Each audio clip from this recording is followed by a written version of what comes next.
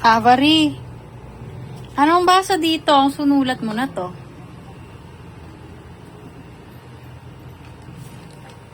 Anong basa dyan? Hello. Hello? And this is... Sinulat ko lang. Ha? Saan mo nang galing yan? Saan mo nakakita yan? Wala. Saan mo ginaya yan? Wala. Paano wala? Inisip mo lang yan? Dati ka bang Korean? Ha? Saan niya nakikita yung ano na yan, sulat na yan? Oh. Ha? Oh. Wala. Saan mo nga nakikita? Wala nga! Paano mo na ano yan, nasulat? Wala. Isip ko na. We. May kopyahan ka eh. Wala nga. Oh, wala oh.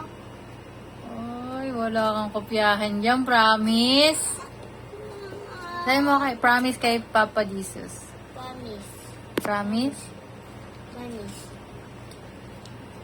Galing mo naman. Paano ka nakasulat ng ganyan? Nag-aaral ka ba sa school ng Korean? Sa AP. Sa?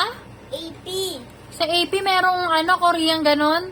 Sulat? Tinitignan ko lang. Di sa amin tinuturo dito. Patingin nga ako ng AP mo.